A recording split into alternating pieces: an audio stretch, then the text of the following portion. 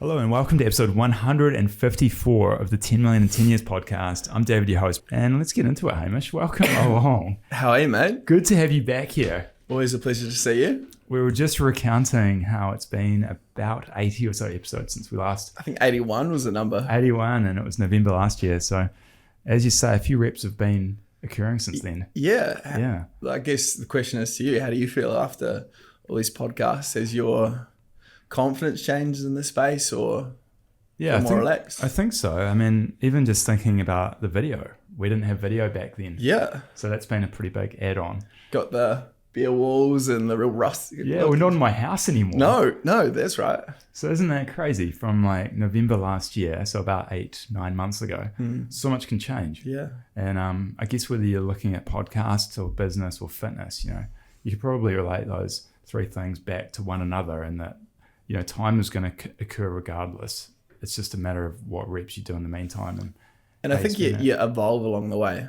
So there's a lot of like learnings in terms of like why the goal was important to you and how that sort of changes in circumstances of the environment. I think we can be sort of flexible to change up and for better or worse. Yeah, I agree. Yeah. And for, I'm not sure if you know this, but your episode, the original one, is still in the top 10. That's awesome. Most downloads of all time. So that's out of 153. Yeah. Amazing. Yeah. So shout out to the people listening. Yeah, for sure. Yeah. It's pretty cool to create something that is stored forever, right? Yeah. There's a resource and asset that's going to be on file forever. Like I think you've linked it in your profile. Yeah, I have. Yeah. So every now and again I'll get new clients that start training with me and they'll jump in for like a listen. And it's always, I really appreciate when people reach out on sort of social media and have tuned in for like a full episode and they have feedback. Like it's always really good. A massive thank you to Casbolt's Motorcycles here at 6 Gasson Street for sponsoring the episode of the 10 Million in 10 Years podcast, authorized dealer of Honda and Ducati motorcycles. That's pretty cool, right? Yeah, because it can be complete strangers, people that you've never met, and how they sort of came across it and their thoughts on it. Like, I appreciate it. Yeah. Yeah. That's what I'm suggesting to anyone that's applying for the role that I'm hiring for at the moment, is just to have a listen to a couple of episodes. Cheeky plug. What are you looking for? Yeah. Looking for an executive assistant. Yeah. Just to help me with the administration of my business, scheduling and admin related expansion tasks. For level 3. Where will we be? Level 3, season 3 coming up. Yeah. There's lots going on. Yeah, a lot has happened since November. It's just a weird thing, the whole concept of time and how you can either do a lot or a little in the same amount of time. I think that's why it's, and this is probably a really good segue into like what you do and why it's so important to have a mentor or a coach in a space of setting goals and having someone hold you accountable to it. I know we've sort of like touched on before that there's like a real close relationship between financial health and fitness in terms of like when it comes to having discipline in terms of what we eat or how we save and all the rest of it. But I know for me personally, since the last time we actually filmed, I've really appreciated our sessions and sort of having someone hold me accountable to bigger picture stuff outside of the day-to-day, because depending on what you do for a role, sometimes it can really zap your energy, and to have someone that's sort of like you're going to meet every Friday and have to face up, rather you've done your homework or taken that next step is invaluable. Yeah, it's interesting, right? How like the session itself is one thing, but like I say about our sessions, like the PT, it's like such a small part of the week, like 1 hour out of 168 hours. It's not a lot proportionately, but in terms of mental space that it occupies and how it carries over, I'm constantly thinking, right? I'm like, fuck, I know he's going to ask me how the nutrition's been. How's that training going? Yeah. And, it's just that constant thing at the back of my mind, right? For sure. It's going to come up. And it's the same for me, like when we set targets in terms of if that's working on sort of podcast events, like or even technology, adding in technology into my business, like coming into our sessions, I'm like always aware of what's coming up and knowing that I'm going to have to face you and have a chat about sort of if I've made headway on that or for whatever reasons, why I haven't. Yeah, exactly. Before we get into the episode, I just want to say a big thanks to my mate Andrew here at Airwolf Forest Motor Company for supporting the episode and the podcast. We specialise in high-performance British, American and European cars. As a listener and a supporter of David Mouse's podcast, I'd invite any listeners to get in touch, have a look at our website, www.efmc.co.nz. Come and see what we've got out here and we'll take care of you. Yeah, I think what really hit me the other day is when you were saying about calories and nutrition and just how like you can be so good for such a long period of time. Like I think the week was the timeline, you know, like being really disciplined, strict, mindful for 6 days and then blow out on the 7th day. Yeah. And it can like with that, like it's where I feel like because so many people struggle with nutrition. And when you look at your week of 7 days, we'd like to sort of build in this reward system where we sort of take our foot off the gas and just relax. And when that comes to nutrition, that can be really detrimental if we've got some goals around weight gaining or weight loss. Because if you're looking at 7 days and let's say hypothetical, you're having 2,500 calories day 1 to 6, and then the weekend comes around, Saturday night, someone's 30th, 25th birthday, whatever, and you're having a lot of drinks, so you're consuming like 2,000-3,000 calories in alcohol. And then potentially you might hit that drive-through on the way home. Macca's rolls around. And then you've had a normal day of eating. Like it can easily get sort of 5,000-6,000 calories in. And you've blown out your week when you look at the average. When you add up each day and from the average, like that's going over into more of a maintenance or even potential surplus. So it's really important in understanding how we can make the right steps when we're trying to achieve a goal, because sometimes we can celebrate too early and almost have misgivings in that. Yeah. It is so hard to understand, I think, for a lot of people, myself included. And I think one thing that makes it confusing is there's so much, maybe not conflicting information out there, but there is a lot of information around nutrition, fitness. You know, you've only just got to open Instagram and there's another source of content, For right? sure. And I guess part of it's good because it does open conversations up, but I guess what it can lead to is overwhelm and confusion, right? Yeah, so that's where I think if you're seeking advice, it's best to stick with what sort of one individual and go back with questions to that individual. And hopefully that person has a sort of a thorough understanding in what they're doing. Especially when you look at your TikTok and Instagrams, you're constantly, as you said, you're constantly getting people that are coming at you and saying, don't eat this, do eat this, don't eat this, don't eat that. And it's very confuses the hell out of people. So if you've got one line of information, you can sort of go back and stay on track for that individual. But essentially, you need a plan. You need to stick to that plan, and you need to be consistent in it. Yeah. Should we talk about the elephant in the room, the thing that's on my mind about how I should be counting calories to establish this baseline? Maybe it's just on my mind. Probably wasn't on your mind. Pretty conscious? But it's on my mind. I'm very conscious. Sure. Yeah. And so it's something that I'm so resistant to doing, but I know it's probably the first step. I wonder why that is, and I wonder why I struggle with it. Why do you struggle with it? Perhaps it's the feeling of, maybe it's just that what do you find hard? Like, maybe it's the head in the sand. I don't know. Well, from our conversations, I feel like a little bit of it is that administration side that people tend to struggle with. So, and if we're looking at counting our calories and our intake of macros, essentially we've got to use an app to enter in that information in to get a baseline average. And when we're time poor or we're going to and from places, adding a new habit can seem overwhelming. So with that in mind, to establish that change, it's kind of that pain point of, if you want a different outcome, you've got to do something different to achieve that. Because if we're not getting to where we want to, we're simply doing the wrong things. Yeah. So I feel like, I know with you, we change your goals up a little bit around posture and improving that. And I think as we sit upright, and I think we've really achieved that. We've done a lot of work through your scapulars and pulling your shoulders back, which has been, I've seen a change, which has been really good. And I think you've mentioned to me how you want to work towards getting a six pack, that thing that you haven't previously been able to obtain. And so to do that, we're going to have to add that layer of discipline when it comes to like a new skill set.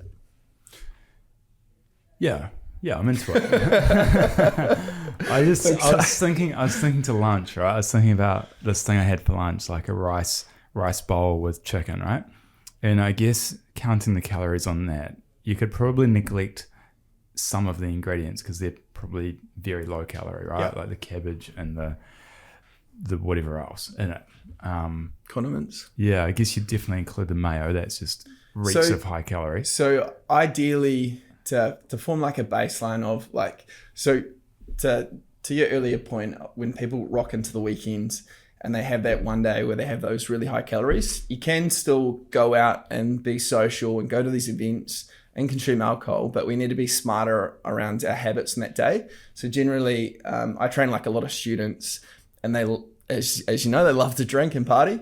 So in that space, like I said, I'm not the fun police, not going to tell you what you can and can't do, but let's be smarter on those days. So if we know that we're going to consume a lot of alcohol, let's go for a low calorie option for one. And then the meals that we have that day, let's look to have low calorie options again. So if that's like an egg white omelette in the morning, if that's a stir fry veggies with a meat portion for lunch, and something light before we go out drinking. And then if we can, let's curve the drive-through on the way home and potentially have like a steak in the fridge or something that you can eat when you get home from that evening if you're still hungry. So we can make smarter decisions around that evening. If we look at you as an individual, I think let's get a baseline of an average of meals. So what that would look like is using a meal prep company.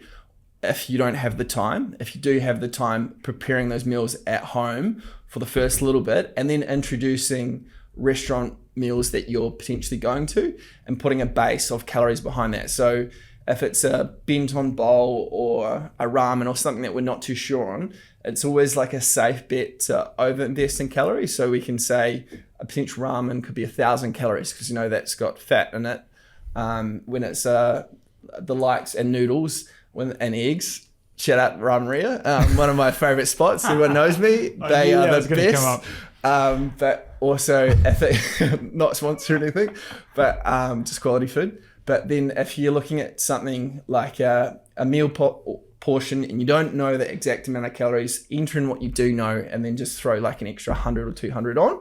And that's sort of a safe way to ensure that if you're overeating in something that's new, the rest of it we can control because you know that you're having potentially your breakfast and your evening meal at home and you can track that stuff. That's just a way to build in if you're going to overeat out and you don't know what that's going to accumulate to. But it's so important that you track that because if you don't, you fall into the habit of like, why am I doing this? You start to cut corners. You go out for that coconut latte, coffee, whatever it is. And that's going to add on. And before we know it, we're sort of out the gate and yeah. Yeah. So you need to have like a regimen that you can control that works for you. So that's where if you're adapting to something that's new, definitely prep your own meals. Or if you don't have the time, pay for a prep company. There's some really good people that can do that for you. Yeah, totally. Yeah. What are your thoughts on those supermarket prep meal options? Have you seen those? I haven't. You have to talk me through them. Yeah, there's a whole bunch. I noticed this last night. Is it frozen or fresh? Both. Okay. Yeah. So like the packaging on the fresh ones, it looks all right. It looks okay.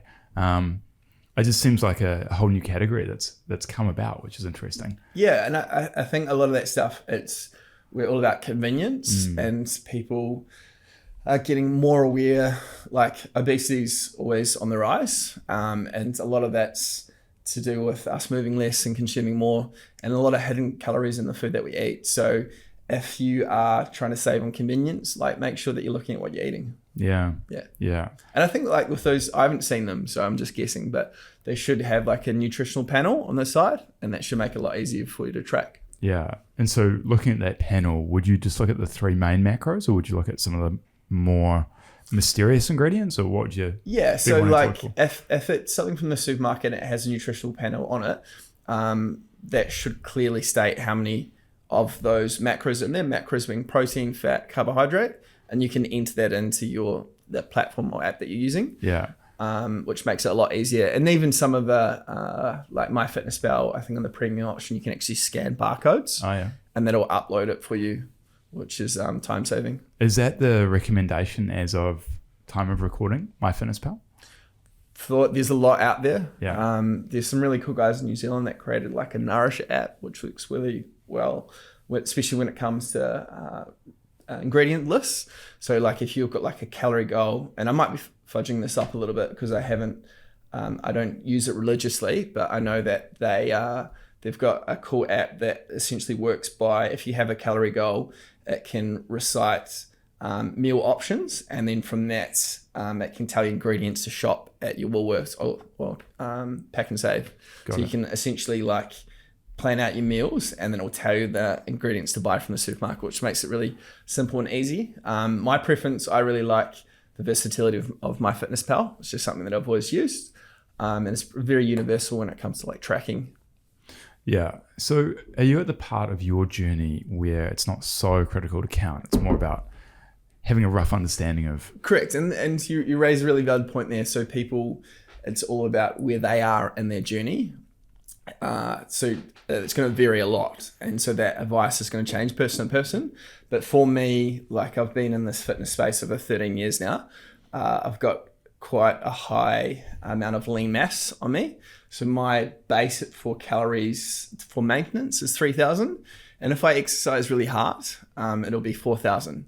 So that means I've got a lot of wiggle room, and most days I'll fall into a deficit. I'm a big, I really love fasting just for time saving purposes. Like I can have a couple coffees to get through to like 2 o'clock in my day, or even a little bit later.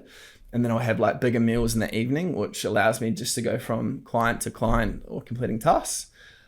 So I'll often run quite a deficit throughout my Monday to Friday. And the weekends, I'll bank those calories and then I'll splurge. So pizza, burgers, home cooked pastas, like I'll really indulge in heavy calories. And that allows me to get away with that to maintain my physique because of the calorie buffer that you have. Because lean muscle is king. Like the more lean muscle you have, the higher your metabolic rate is. So the higher the amount of calories you need to sustain that lean mass. So I really focus on hitting my protein goal. I still struggle with that today. It's like a constant thing where you're thinking at each meal where you're getting your protein from. I really push to get in some healthy micronutrients through veggies, slaw, some fruits, and a bit of a vitamin regime. But that's sort of my consistency, yeah. And I love caffeine. Yeah, I was just thinking, this is a bit of a tangent here, but I was thinking about vegan or vegetarian bodybuilders. How do they get the protein? Plant-based? Yeah, plant-based. What are some high protein Yeah, so sources? there's like... It's pretty interesting in that space because most of them didn't start out vegan or vegetarian. Most of them were meat eaters, and potentially if they're high in bodybuilding, they might be on performance enhancers as well to maintain that lean mass. However, if they are practicing vegan or vegetarians, they will get it from plant-based foods. So like nuts, beans, they'll have supplements like rice protein, or different equivalents, quinoa, stuff like that. Right. And so they have to consume generally a lot more to hit those protein requirements. But you can definitely do it. Yeah, right. Yeah. Yeah, I mean, it's just, having awareness for how hard it is to get to the protein goal. Yeah. And that's with meat, so... Yeah, so for those guys out there that are vegetarian or vegan, there is options. It just usually requires a high level consumption of things that aren't meat derivatives. Yeah. Yeah. Cool. I like it. Well, I like the challenge of it. I like the fact that this whole like mastery over fitness and nutrition, it's possible, right? Yeah, and it's interesting. I had just on the fly conversation with Dan Hood about this earlier in the year, and it was around like how much effort people put into moving. So they'll move their day to fit in a yoga class or a boot camp or a workout with their PT, or they'll go for a run. You're allocating so much time to that exercise, your eat, but but they're not actually like applying that same amount of discipline to their intake. And from an aspect of trying to achieve a result, it makes it so much harder because it's something that there's the old expression that you can't out-train a bad diet. And so if you're over-consuming in calories and you've got a goal in mind that you're trying to achieve, like you're going to have to work so much harder to achieve that. And that's why it's really important to ask the client like why this is important to them and what it means to them. But yeah, it's the easiest way to, if you're looking in that space of weight loss, to reduce your body fat is through controlling your intake.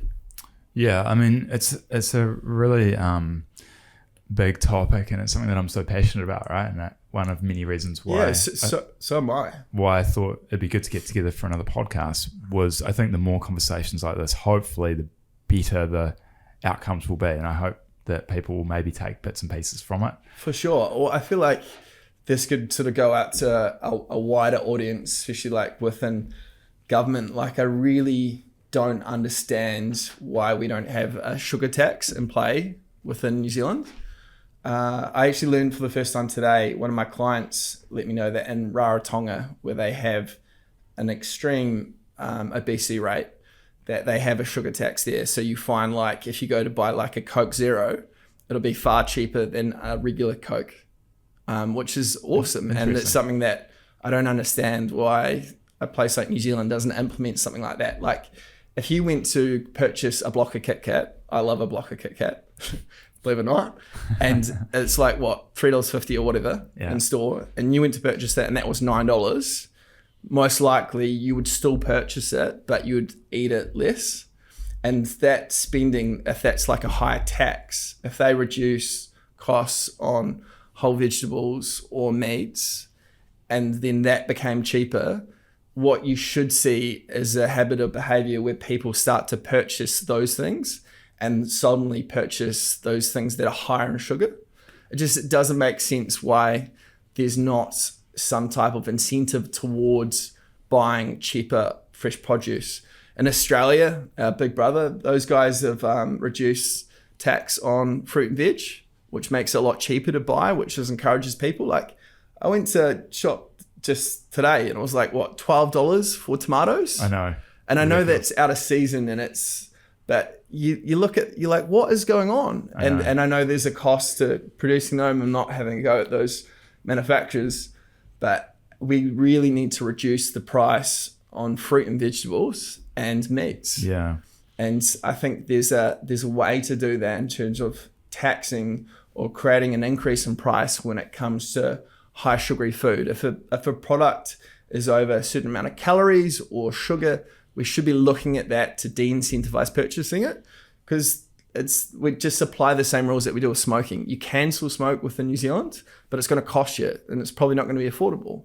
And with that, you should see people smoking less. Like, why can't we do the same with sugary food, confectionaries, chocolates? Like, you can still purchase it, it's just more expensive. Yeah, yeah. Because I think the last time it was like openly discussed was like back in the day when Helen Clark was around, when they're trying to like reduce the costs on milk. There was proposed that a sugar tax could be something to do it. But I don't know if there's like a lobbying interest within New Zealand, if that would piss off some big companies. But like ultimately, the health of the nation is what's most important, and we need to look into it. Yeah, I agree. I think there's some real challenges out there, right? Like even myself, who I am pretty mindful of food and eating well. Not that I've mastered it, but you know, from a pricing perspective, there's $12 tomatoes. It's an issue, and I think if you're looking at that and you're like, well, tomatoes are not tomatoes, potentially not tomatoes. Yeah, it de-incentivizes you to purchase it because of price massively. And so, yeah, I think we can apply the same things with things that aren't good for us, or we know, like there's a lot of science around. There's no bad foods. Like we need to really clear that up, because people associate like guilt with like takeaways or chocolate and they feel bad, and that can implement like not savory behaviors around food. We want to have healthy habits around food. So we don't want someone to feel guilty for having something. But there is real information that can be caused by alcohol, sugars, seed oils, processed foods, especially on our gut. So if we start looking at food in a way of what's sort of enriching us, giving us energy, making us feel better, and then with certain things like high sugars and processed foods, there's some way in which we can make people more aware that this isn't a reward for you, this makes us feel terrible, causes a level of inflammation. That would be a great thing. That'd be really positive. But again, like, I think there's some big moving ships to change. If you think about when you're a kid, like, I don't know about you, but it was always like a Happy Meal or going to McDonald's was a treat. And that reward system around food can be really problematic as an adult, because you fast forward, it might be as an adult, we go out, we have a big night on the drinks, or you go out and you sort of binge on some type of food that you might not often eat. And so I think it's a big behavioral shift to make people aware or understand what food actually makes them feel good. Like, I grew up, every Friday night was fish and chips. And if I have it now as an adult, I feel so bloated. I feel terrible in the gut. Like, it's great on the palate. Like, there's nothing better than a freaking white bread, butter, chips, sauce. Like, it almost makes your mouth water, right? But then when it gets to the stomach and you're sitting on the couch or with your loved one later, you feel bloated, you feel lethargic, that heaviness, and that could, the next day, that could affect your bowel movements, whatever. Like, it has an effect because of it's not probably the potato or the fish that they're cooking, but it's that oxidized oil, and that's causing inflammation at the gut. And so if we can make people more aware of food that strengthens your immune system and helps your digestion in line with fitness goals, that's a great thing. It's a really positive thing. But that requires a lot of education, and that's probably something for the education minister to look at within the school environment.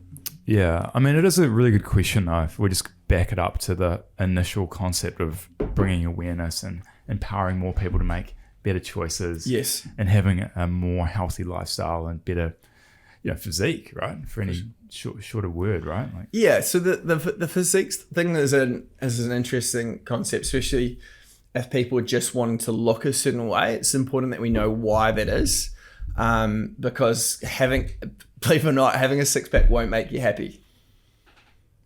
Controversial take? You don't agree? Oh, no. It's more of the elusive thing for me, and I think that... Yeah, and that's, if it's like a personal goal of achieving something you haven't done before, absolutely. But I think it's really healthy to look at trying to improve your performance, because if we put weight on how we look, then we're going to compare ourselves to other people. But if we're focusing on our individual performance in terms of getting stronger, fitter, faster, feeling better, that's a far healthier goal. That's something that you can build upon because it's individual to you. Yeah, totally get it. But definitely, like, you can have aspirations to achieve a certain physique. It's just sort of like understanding if that's like why you want that. Yeah. What your reason is. I think the same can be said about money. Like the expectation or understanding that a lot of people have that will equal happiness, but of course it won't, right? Like it's a part of the equation, but it's not, of course, going to equal happiness, and it's by itself. Well, what was that? It used, obviously, like with inflation, that it's changed quite a lot, but there was that stat a wee while ago that it was like after like 120k compared to someone that has like $1 million, does your lifestyle actually change that much? Like when you can afford to pay the bare necessities of your raw foods, some of your hobbies, tomatoes, you can get tomatoes without flinching. It does. I don't think it used to be avocados. It was about like crushed avo. Like if you can get that without looking at the price, like you're in a good place. Yeah. But like the financial thing, I think that once you get to like a certain level where you're covering your costs, ultimately it doesn't make you that much happier. Obviously, I'm not a millionaire, so I can't speak from that space, but it's something that we see a lot in the public. It's a good question for you then, right? Like having been in the industry for as long as you have been, having what most people would call like good physique, right? Do you think that gives you a lot of confidence? So to that, so I competed in bodybuilding in my like early 20s, and arguably at that time, like I got into one show where I was like sub like 5%, which is very hard to do. And entering on stage at that really lean physique with a very tapered waist, broad shoulders, it's like the most unhappiest, insecure space I've probably ever been in. Yeah, right. Because you're operating at such an extreme diet to get there that you're not producing normal testosterone levels. Like I remember my girlfriend at the time, she thought I was cheating on her, or because I went from a rather high sex drive to not being interested because my free testosterone would drop so much because I didn't have enough calories in my diet. So to answer your question, like confidence is built upon irrefutable proof that you are going to say that you're going to do the thing that you're going to do. So when it comes to exercise, if that's like maintaining a routine of, if you're like just getting into it and you're walking 3 times a week and you stick at that, and then you set yourself a new goal, and it might be you start attending, seeing a personal trainer or doing a boot camp, or you don't have that dessert that you said that you weren't going to have, and you keep rising the bar around once you achieve it, that irrefutable proof will build your confidence. So for me, within that fitness space, being confident really came through a variety of industries. So competing in a few bodybuilding comps, like actually doing the comp, getting in the physique, sticking with it, learning the posing, like going on stage. It's pretty freaky to be in front of an audience and you have to hold your muscles in like a certain way. From there, like doing CrossFit, competing in CrossFit. So learning the routine and regimen, which for a completely different style of training, participating in yoga classes regularly, learning Pilates, doing hot yoga, being consistent with that, holding a routine and finding a new normal when it came to nutrition. That's where I draw confidence in, is that understanding around exercise and sticking to something. Because the reality is, with exercise, which is probably not talked about that much, is that 9 times out of 10, when you wake up, you're not going to feel like you want to. Like if I only trained on the days where I felt great, like I'd be lucky to be in the gym like once a week, because they seem to be so seldom. You're waking up, you're cold, something's of a niggle, like an old injury's playing up. It's raining outside. You've got some sort of congestion from a cold that's sort of going around, whatever. You've eaten something interesting for the night before. You just don't feel great. And that's the normal thing with waking up, is it's very rare that people wake up, even if you've got kids, you got a young one that wakes up during the night, or you're waking up at a different time, your partner's rolling back and forth in bed, whatever it is. It's very rare you wake up feeling 100, like I'm excited to train, and you rock up and you're the strongest version of yourself. Like that's like once a week, once a fortnight if you're lucky. Most of the time you wake up, it could be like a terrible sleep, whatever it is, and you're rocking to the gym and you're like, it's so much easier just to stay in bed. So exercising when you don't feel like it is a massive win.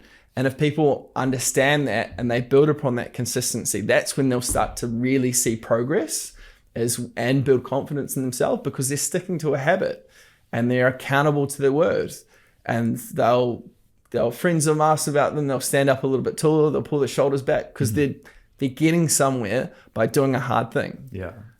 So that's where I think the confidence comes from. Yeah, I really like that. I think when I mentioned that to Emily about what you said to that one client about if you only ever trained when you felt like it, when you're 100% optimal. Yeah, as you say, you do it. It's like once a fortnight, man. Yeah. Like, and those sessions are awesome. Yeah. Like you feel like a silverback gorilla in the gym. You're the strongest version you are. You hit a PB. Like it's a great thing. Yeah. But yeah, it's so sort of seldom, and it's something like I've never felt bad after a workout. Like just doing the thing and getting it out of the way. And even if you have like, you like for me, like I usually have a lot of admin if it's pumping out programs or getting in touch with people or working on my future projects. Like these types of things, they're in the back of my mind, and I'm not feeling like I want to exercise. It's probably the last thing I want to do, but it's something that I'm very consistent with because I know that I'm going to feel better after it, and that's going to give me energy for my other tasks. Yeah, totally agree. Like just before even I had a bit of time after lunch in between this, and I was like, all right, I'm going to go to the gym, got my bag, there's no excuses, I've got enough time. And then I was like, oh, it's a bit windy because I scheduled a run, right? A bit windy. Ooh, do I need to do the run? And I'm like, no, that's exactly why. Well, that's that voice that starts the creeping voice, in. I know. And there's so many reasons not to do the thing. Yes. But like all the confidence and the win is in that consistency. And there's an expression for it where it's like delayed gratification. Like that sort of sums up exercise in a whole, because it's not instantaneous. Like you get like the bit of dopamine or serotonin after you work out, you feel pretty good, a little bit higher energy, but you don't actually notice the workout. It's not like you look in the mirror and you just see the muscle or you see the reduction of fat. Like that doesn't happen. It's that delayed gratification that when you stick at that habit for a good 6 to 8 weeks of consistency with your nutrition and your training, then there's a big change that's going to start to happen. And there's they often talk about it as in like your clothes will start to sort of fit a little bit differently. That'll be the first thing. You'll put on a pair of pants, you've got a little bit of room around your waist, or if you're trying to put some muscle on, your sleeves fit a little bit tighter, something like this, right? And then you'll catch up with a friend that you haven't seen in like a quarter, like 3 months or something. And they'll be like, man, you're looking pretty, are you working out? Like what's different about you?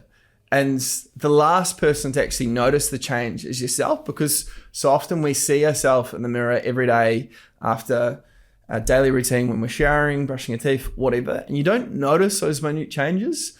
So that's just sort of like the pathway when you're consistent with the exercise regime and your nutrition, that the evidence will start to show ideally around that 6 to 8 week marks. And then you'll start to have these like these elements of proof that help you believe it. Yeah, I like that. Yeah, there's so many crossovers between fitness, nutrition, business, money, like we were saying, and just very similarly, right? Like if you start a business and you're doing all the effort, you're doing the cold calling or outreach or networking or meeting with people, trying to sell stuff, it's not instant, right? Yeah. It can take delayed so gratification. long just doing those things, doing those reps. Yeah. And it's not until maybe month 2, 3, 6, 12 Correct. until those dividends start to be paid. And so Yeah. I love the crossover. I love the similarities. Yeah. And I think you raise a really good point in that space. Like you definitely, when it comes to business or fitness or whatever industry, you should be going to someone that is consistent within that space, and you should look for that. So you want to go to like a physio that can get results. You want to get to go to a personal trainer who practices what they preach. You want to see a business coach that's consistently busy and openly discussing business. Like you want to look for that proof in that particular mentor when it comes to like an industry standard. Because I think a lot of the time, sometimes people can want that, but aren't getting the results. So that's where if you are sort of like wanting something from someone, you really want to look for those proof markers. Yeah, I'd agree with that. Yeah. I guess it can show up in different ways, meaning like, well, I don't know. I mean, it's like, yeah, I don't know. I agree with what you're saying. Conceptually, I do agree with that.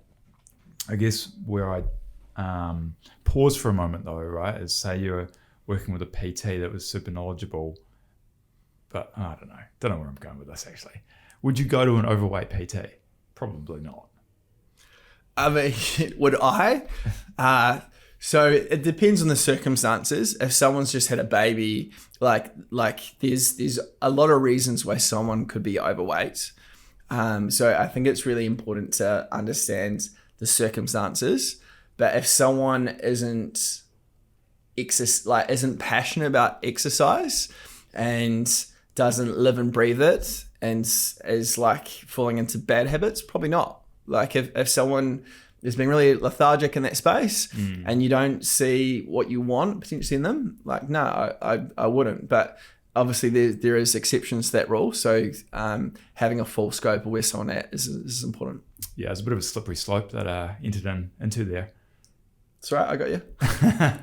What I was thinking about before, though, is in terms of people listening to this, like if you're a human being, you're listening to this, you want to get in better shape, you want to make some better habits, like where do you start? And I'm not just talking about like trying to do something for a few weeks and then falling off the wagon. Like how do you create sustainable change? That's something that's really top of mind. The easy answer is to see like a professional and have like clear set goals. Regular sessions. To build a habit, for sure. So if you're someone who's wanting to fast track your progress, you definitely want to see like a professional. You want to be consistent with them. You want to have clear cut goals that you're working towards. You want to have that person to do like a posture analysis to see how your body moves. You want them to have some advice in that space for nutrition to make sure that you're having the right amount of calories and your macros are all right. And then you want to have like check-ins that person is holding you accountable to those goals. It obviously depends on your circumstances.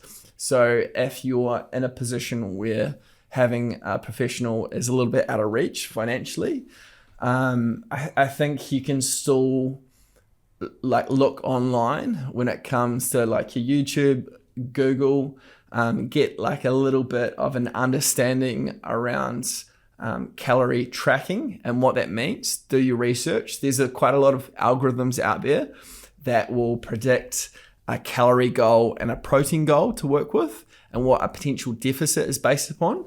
Generally, these algorithms look into weight, height, gender, level of activity. And from that, you can predict what a slight deficit would look like. So that is all available online. When it comes to exercise, it's really relevant to what type of goal that you're trying to achieve. I'd never say to someone not to exercise. So like if there's less barriers to entry, go after that. If you love swimming, get in the pool daily.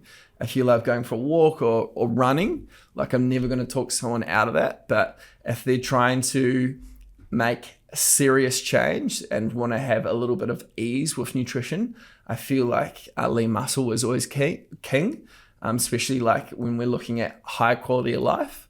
There's a lot of information that points towards a max VO2 and maximal strength is going to give you the highest quality of life, is going to be the best position for you to be in for diseases, cancers, all those types of things. So we really want as much lean muscle as possible. And then especially within that metabolic space, like diabetes is something that is ever prevalent with people with potential poor health or genetically speaking, that are prone to that. So the more lean muscle they have, the more storage of glycogen, which is beneficial for if we are having higher GI food, sugars.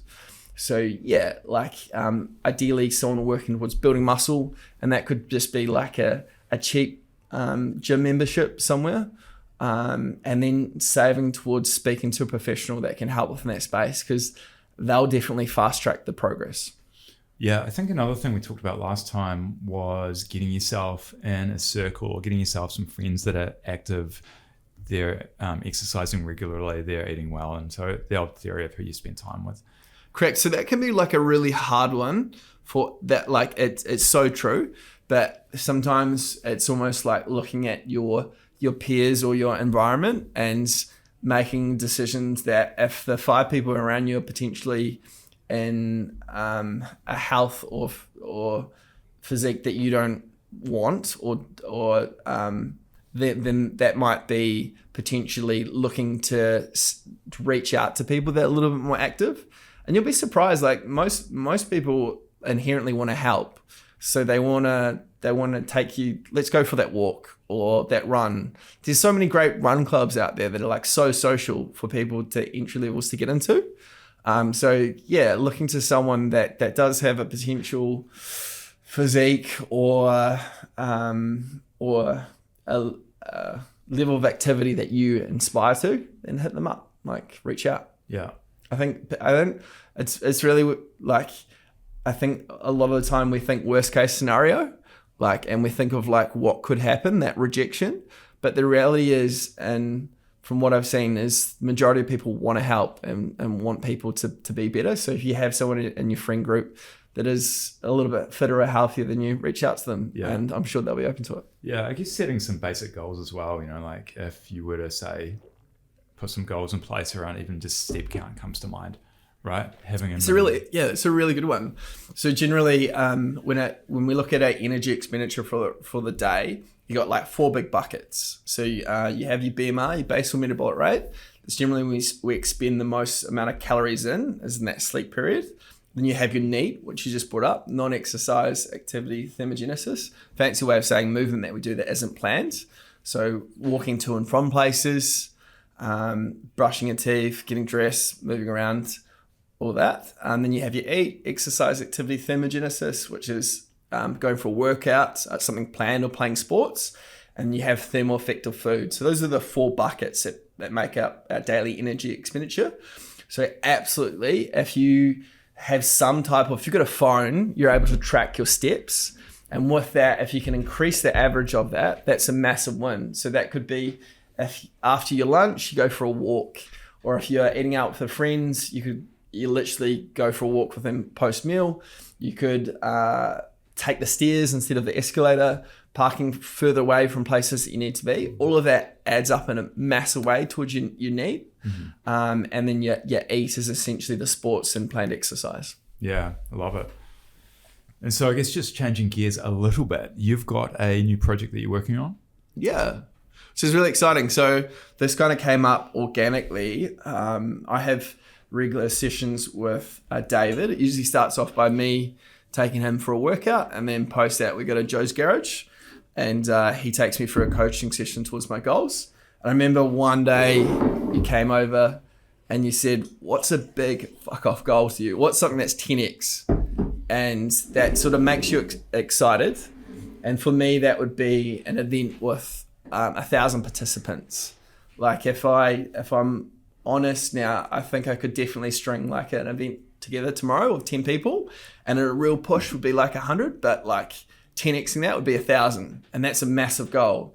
And what that would look around is I'm a firm believer that if you surround yourself with positive individuals that have a mindset towards change, then that can really change people's behaviors and get them really thinking around differences that they can make. So what I'd like to do is work backwards from that big goal and sort of make it achievable, starting with sort of 10 individuals, doing something that's close to Christchurch, that's within a 45-minute drive, achieving an outward pursuit where you do something that's fitness orientated. So some type of hike, a workout after achieving that hike at the top of a mountain, some type of boot camp, something along these lines. Doing some recovery stuff, so that's orientated towards breath work or cold plunge or hot sauna in terms of that health space, and then some clearly set sort of goal setting going forward. And why this is really important to me is I feel like the health side of New Zealand for a percentage of the demographic is going in the wrong direction. And for us to actually create change, if we have this ripple effect where I've seen it working one-to-one with people, when you get someone results and they start to change the narrative about how they think about themselves, that has an immediate effect on their friend group, be it their family or their friends or their work colleagues. People start to ask them what they're doing, how they're changing, why they're upbeat, what have you been doing? And then they're quite proud to speak about that. And so this ripple effect, I feel like if I start with events of 10 and build up to 1,000, 10 to 100, and then other milestones on that way to 1,000, that's going to help chip away at the elephant that is health problems within New Zealand. So I really want to. I'm really glad that you sort of brought that to me, and it's got me really thinking around how I can sort of implement that. And I've started to plant the seeds with speaking to family and clients, and I've had a really good response. So I'm looking forward to doing some fitness events that's all about changing habits towards people getting a healthier purpose. I love the public accountability. So when we come back to this in a year's time, approximately, I love that. It's out there in the universe. So I feel like that I want to work up to that 1,000, but absolutely I'm going to start doing events with like 10 people and building upon that number. And that's that big 10x goal. Like I'm so glad I've got it. But again, so similar to fitness, right? Like you don't just jump onto the bench and do 150. No, and that's you've got to work up to that. Yeah, and that's the beauty of like how you sort of present it to me as like as sort of drawing that ladder back to how do you achieve that, and that really sort of changes your thinking, because you have to think about all those sort of steps that you would to do that, and you work backwards from it. So yeah, I'm stoked about that. And I was actually referring to the podcast, but you just jumped straight in there, put it out there. So pumped about it. I love that. The podcast is another part of what you're. So something that I mentioned on the last one I did with you was something that was quite close to me, was working with high functioning individuals, especially with ADHD or ADD. And so within that, I've sort of opened that podcast up a little bit, and I filmed the first one with a close friend, Francie Dozer, and that just on the weekend. So that'll be coming out shortly. And so I've changed that idea around just working with individuals with ADHD, and more around people that have a real purpose in terms of what they're trying to achieve. And that sort of encompasses high functioning individuals. So I will be interviewing people with ADHD, but I want to widen that. And so I've started that on just Saturday, just been. I shot the first one. I did my first one with my girlfriend Elizabeth, which was great, which is a really good stepping stone and learnings from that. And then that was a practice run, and the one with Francie will be the first one that I launch into. And then I've got a couple other guests lined up. So Matt Golding, I think #1 financial advisor in New Zealand, ex-client of mine. I'll be interviewing him. He's given me the nod, and a few other like really cool guests that I'll be bringing on. So I'm excited to start in that space as well. Yeah, cool. I like the name. I like that it's not as narrow. It allows you a lot more scope. Yeah, because like I guess something that I've admired from your end is when I tune into your podcast is you get the opportunity to learn from people from all different fields. And with that in mind, like I want my own lens on it. So people that have a real purpose towards that, but I can see the value in not just being so closed-lensed. Oh yeah, because I've got some great people around me, and I think you naturally gravitate to people with like a similar ambition, that 5 average of your best friends. So I'm excited to like speak to people that I know and that I care about. Yeah, it's cool. Are you going to have a structure? Because I remember we were talking, and not to give anything away too much, but I really like what you were suggesting around having, because this is unstructured, right? This is sort of the way that I've always done it, but I feel like it would be valuable to potentially add in a little bit. So like having one recurring question that gets maybe asked at the beginning. Yeah, I think you're right. I definitely, through that first podcast I did, with the practice one with my girlfriend, is like I had a lot of clear-cut questions that I was going to ask, and that pulled away from the natural flow, because you're almost thinking about the next thing that you're going to go into. And so my learnings from that when I went to speak with Francie was more around just bullet points and have an idea of something that you wanted to talk about, but not really how you lead into that, and just sort of have a normal conversation so it sort of flows naturally. Yeah, and that seemed to work really well. So I'm excited for your listeners and people within my friend group to check out my podcast. Yeah. Which should be coming out very shortly, called Purpose. Are you going to commit to a date on that, or? Yeah, well, when's this going to come live? This one will be out on the 23rd of September. I will have to have my podcast up by then. I've got to just do a couple of little bits of editing for the podcast that we shot. Yeah. But it'll be starting off with audio and eventually having some camera in it. But cool. Starting small, building, learning, doing the reps. I think it's important. Yeah. Yeah, love it. One thing that just comes to mind, I've recently stumbled across a bit of an accountability hack, we'll call it. Yeah. So what we might do for the next week, so it's Monday to Sunday. So what I'll do is I'll put on my list for the next week to count the calories. It's happening. And so the reason this is an effective tool to have in the toolkit is I've got a friend. So we just send each other our stuff on Monday morning, what we're going to commit to that week. And if there's any failure. Is this the you have to buy Bessie This meals? is different. This is different. another tool. How many layers of accountability you have, mate? I need a few. Well, I think we all do. I think For we're sure. all We guilty. all value from it. Yeah. And I guess the more that you talk about it and you make people aware that like we're all inherently trying to do better, and we want to advance ourselves, and this is just a system. Like I love that goal from is it Chris from Modern Wisdom? I think I like literally saw it in a reel. I haven't actually caught the podcast where he talks about it. Maybe it was with Alex Mosey, but I digress. But he speaks about we don't fail at the level of our goals. We fail at the level of our systems. And it's so important. Like everyone wants to win a race, right? But it's like the training or the routines, the structure, it's so important. So these systems that you're talking about, these level of accountabilities, they're all the difference towards sort of actually edging forward was what we ultimately want. Yeah. I guess I just see life as a game, and I see all these different tools or systems as just ways to hopefully manipulate the game to win or to make progress faster than you would otherwise without them. Yeah, gamify.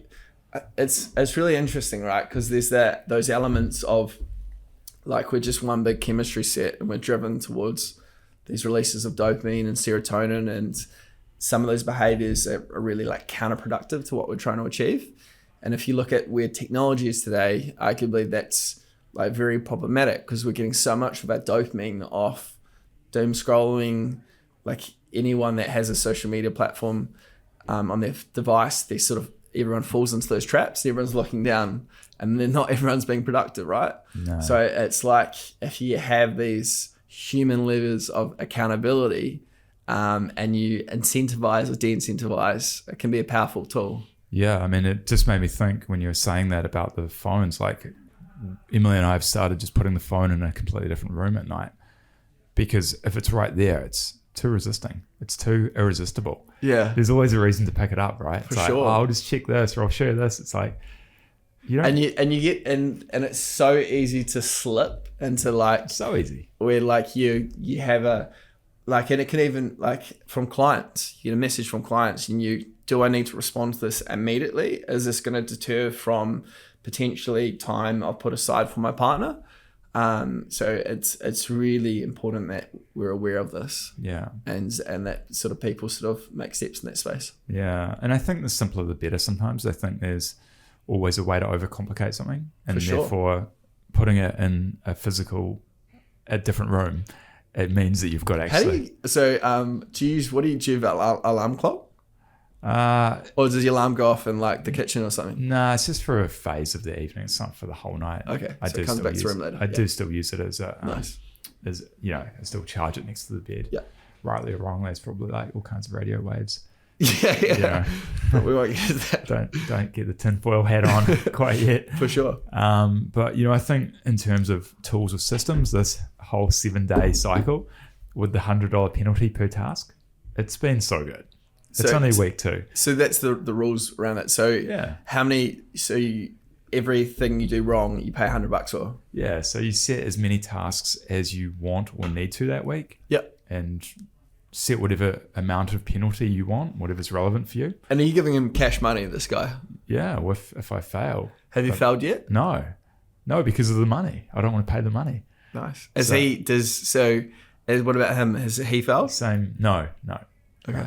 It's early days though. But Early days. I'm liking this. Yeah. So Sunday was hugely productive. I got so much of my list done because I had 9 tasks and there was only, I think, 3 or 4 completed. And so I was looking like a pretty big payday, pretty big expense day. That's good. And so, it forced me to do it. It was like one of them was doing that video for the hiring.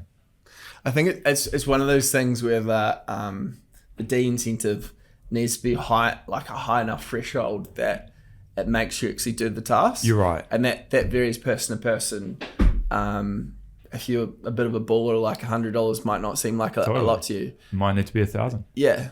So but I like that in terms of like setting something up to do the task. You're right though, because if you do bring it down to the other end of the extreme spectrum, like if it was $1 per task, who cares, right? Yeah. $6. And I know, and there's the other style of thinking is incentivizing tasks. So like, for example, generally people with ADHD, they don't have a lot of like dopamine, so they seek tasks that give them dopamine. And if you're doing like administration work or something and you hate doing that, you're not going to get dopamine from that. So you can associate something that's positive with this that gives you dopamine. So that might be something that you love doing afterwards, whatever that is.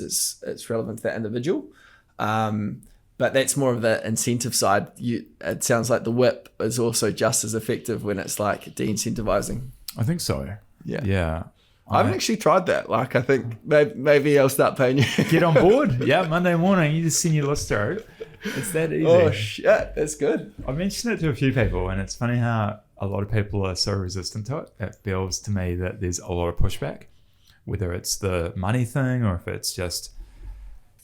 Maybe it's the understanding that it will actually work. Maybe people are scared of actually succeeding.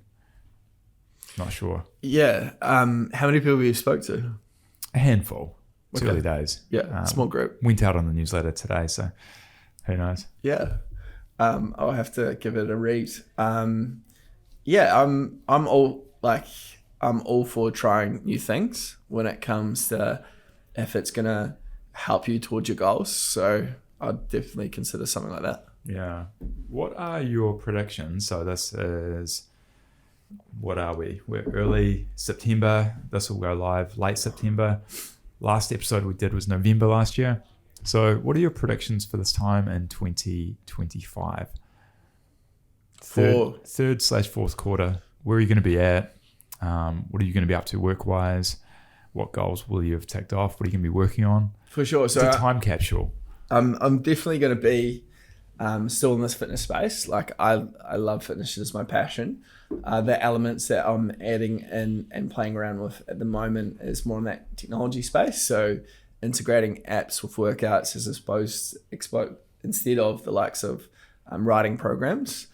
And I'm already doing that with a small group. So I'll continue to flesh that out. I really want to be doing events as an add-on within that in terms of changing habits and behaviors.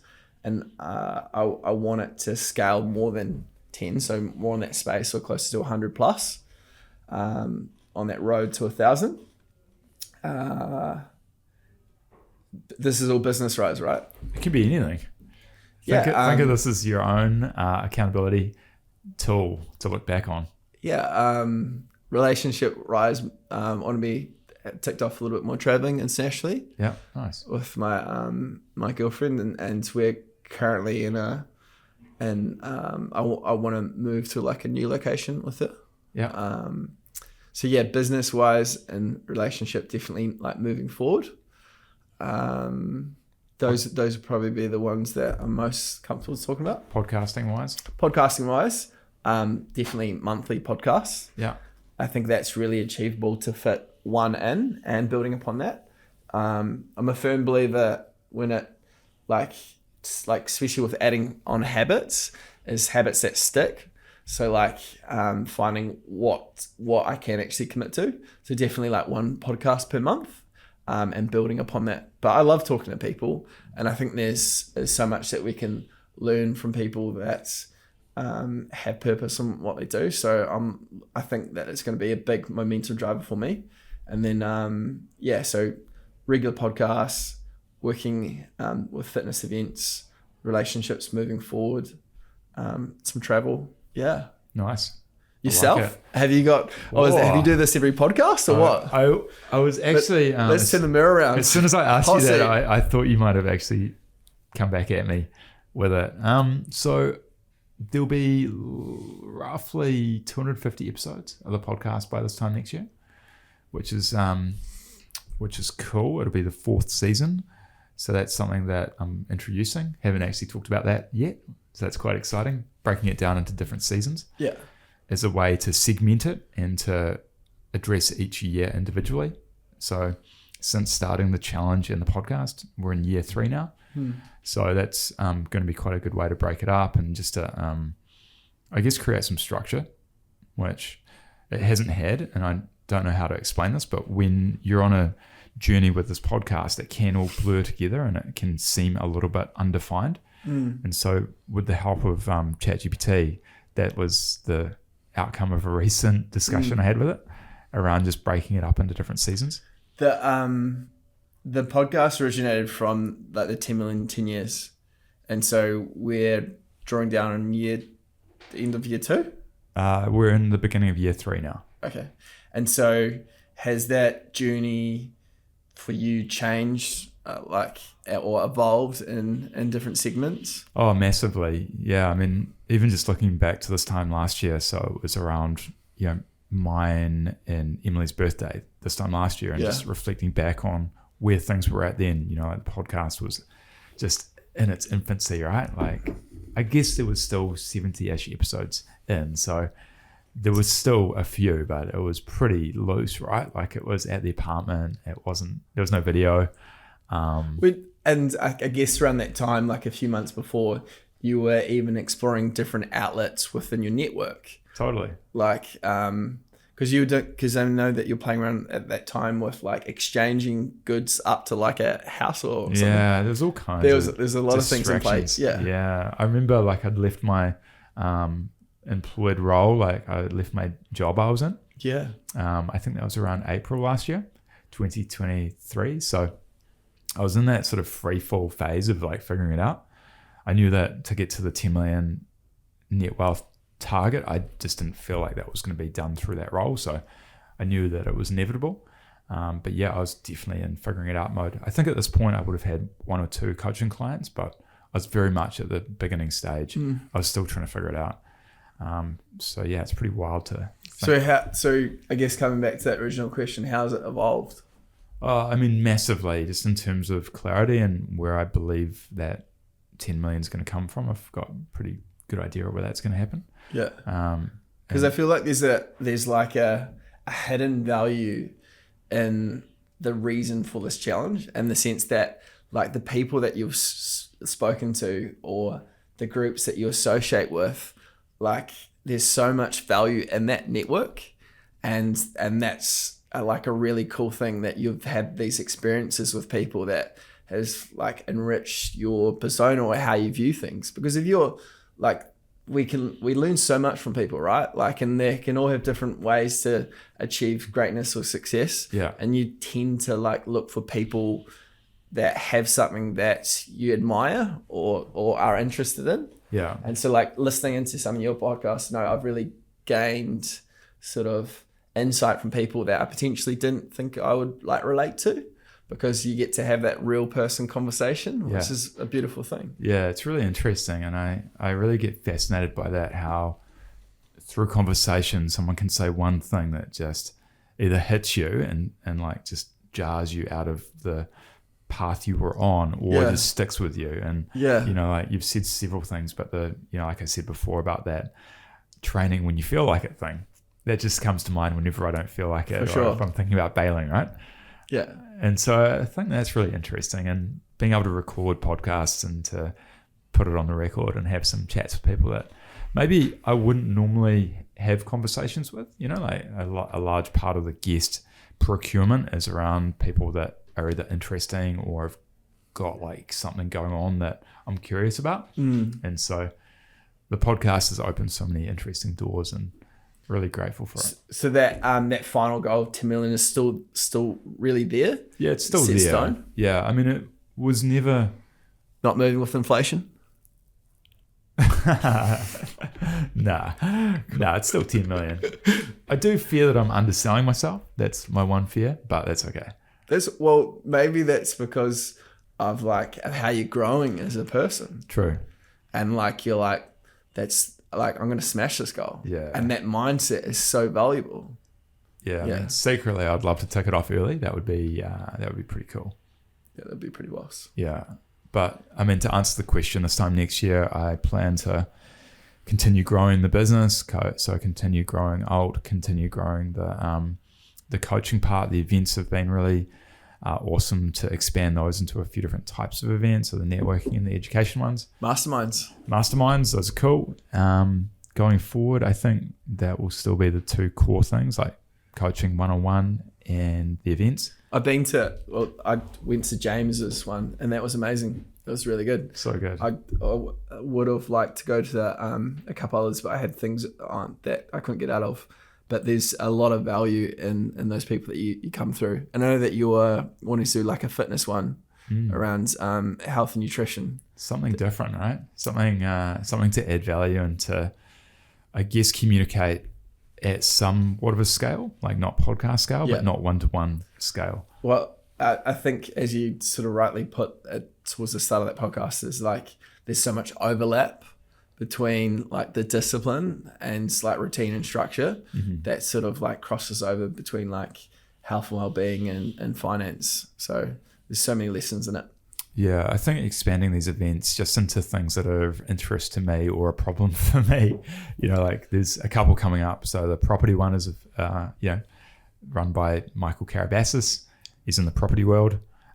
That'll be something different again. Like we've done marketing, we've done systems, we've done entrepreneurship with some of the previous co-facilitators, but I'm looking forward to the fitness one and the property one and content creation. That's another one. Yeah. That we're going to do. What is it? Because you also do your monthly meetups. The networking ones. Yeah. And so does that cross into the 10 million in 10 years? Or is that kind of like a separate?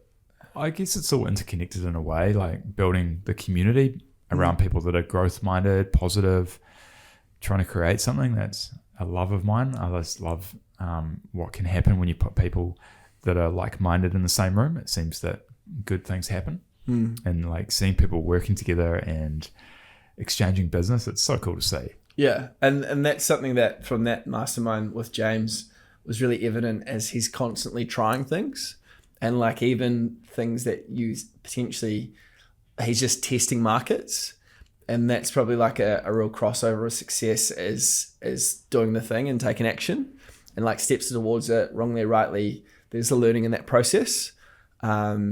And so, yeah, that's something that I can definitely see is one of your strengths is testing things out. The cool thing with James was doing the first one, then selling it out, getting a wait list of, half dozen people, and then being like, hey, James, you keen to do another one? He's like, yeah, like just for sure. Yeah. Anytime. I'm not really booked between 7 and 8:30 a.m. Yeah. I'm like, all right, cool. We'll do one the next day. Yeah. And then we sold that one out. And how did the third one go? Good. Yeah, real good. Yeah, I think we had 1 or 2 spaces left, so we didn't quite sell it out, but that's all right. We came close. Yeah, no, I really rated it. But to get almost 50 people going through the event and all like walking away just absolutely fizzing. One comment from one guest was he got back to the office and some of his staff were like, I don't know what you've been doing, but like go do more of that. He was just pumped up. Yeah. And so that's pretty cool. Well, there's definitely something in like when we learn, right? And so when we're learning like a new skill, when you're growing, and all those people, they wanted to be there. Like no one's holding the gun to their head. You got to get up at 7 to get into the city. Like up the night before, like actively engaging. Everyone wants to be there. Totally. So there's something really in there, and then having someone of success sort of speak in that space. Yeah. So it was a positive thing. I took a lot out of it. Yeah, I think another thing on my list for between now and say the end of next year, we'll be doing a larger format event. So bringing in a professional speaker and just bringing more people into a room. I think that's something I want to experiment with. Yeah. So I've got a few ideas around that. I went to a talk, Real Woman Raw Stories, with Francie Dozer, and that was unreal. Like that was it felt like an audience of, I don't know, 100 to 200. There was a lot of women there, obviously, and the really powerful speakers. But obviously, there's a few steps between that. So I would, you can put me down for one of those seats, mate, when you sort of start to scale up. Yeah, cool. Yeah, I like the idea of a panel event as well. I think that's a different format yet again. Yeah, it's interesting how that can work. I know at that event, they were they sort of encourage people to, like, if they had questions, to text them through during the show, Right. and then read them out live. But yeah, really cool when you can, like, interact with the crowd and feel like you answer those questions that you're not sure of. Yeah, totally. Yeah, that's just one of many things I'm looking forward to rolling out once I've got a bit of administrative support. Few goals there. So is there a scale on how big you want this event to be? That you want to call out into the ethos, or you just want to go bigger? Oh, that's a good point. Should we make this tangible? I mean, the first step on this growth journey is to do one at Elements and book out the whole thing. So What's that's the dining there? Like how? so with a theatre style layout, I think they've got capacity for about 100 or 120 people. Okay. So that's the first step on the ladder, Nice. or the second if you include the ones I've done to date. Yeah. But the big one, the big hairy one, the big goal, Hamish, is to do one at Tapai at the convention centre. And what does that sit? Book that full bad boy out. It's massive. I don't know the capacity, but it's massive. Yeah. I think they've got a few different areas and configurations, but So the stepping stone, because so with James, you had close to 50 people through, and then IHF Elements is 120, and then you've got that bad boy, which Yeah. would probably be upwards of a few hundred. it'd be closer to your goal, I think. Yeah. I think you can almost get 1,000 in there. Mate, So- we might be racing. Maybe. Bit of a healthy competition. Race to the 1,000 person event. Yeah. Okay. How many hundred are we going to put on it? I'm quite into this. Something to think about. Maybe talk about off air. Something that Maybe, we yeah. we can leverage up against each other. I like that. Yeah, I've got a few friends that are competing for same targets. Like Okay. a couple that are competing for a certain level of revenue. So that's quite cool. That's awesome. Yeah. Quite So like sort of like percentage growth or total revenue. Yeah. Yeah. Okay. Annual revenue. Yeah. They're part of the BC crew. nice. So yeah. It's awesome. It's definitely important to like.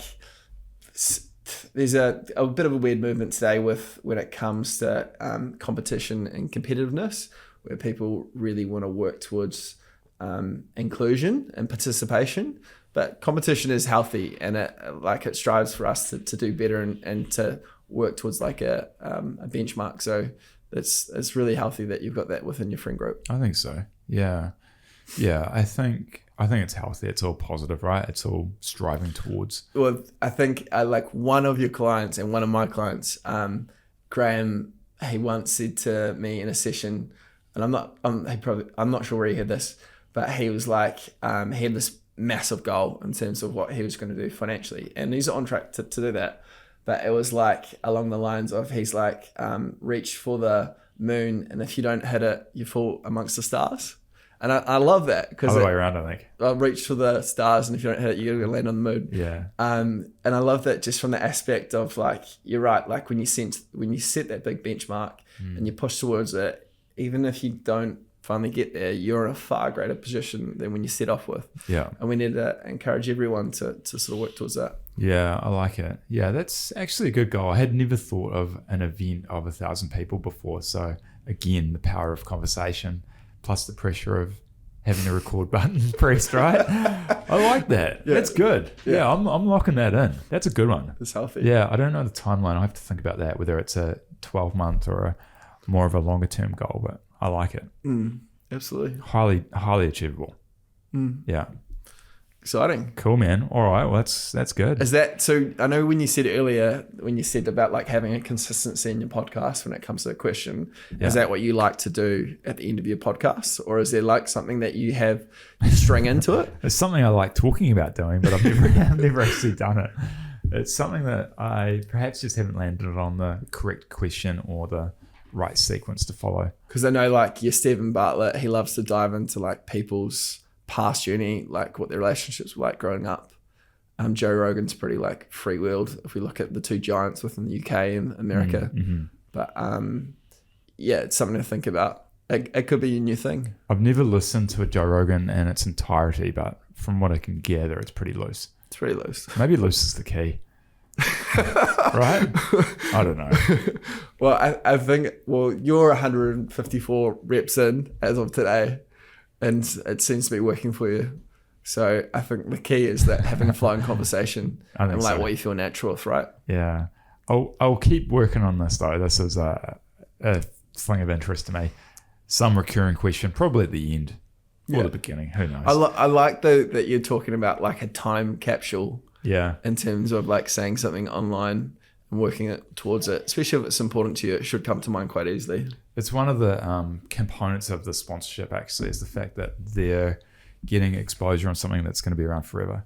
I think it's pretty cool, pretty powerful. Yeah. Pretty valuable. Yeah. It's cool. So speaking of sponsors, before we wrap it up, let's just say a big thank you to Errol Forest Motor Company. Have you seen Andrew's website, content, cool cars? I haven't. I'll have to check it out. Yeah, he's got some very interesting vehicles, not like the standard issue, but very focused around high performance European, UK, American type vehicles. So nice. Go check it out at efmc.co.nz. Thanks for your time, Hamish. Pleasure, as always. We'll see you back in about a year's time. Can't wait. I love it. Cheers, mate. Thank you.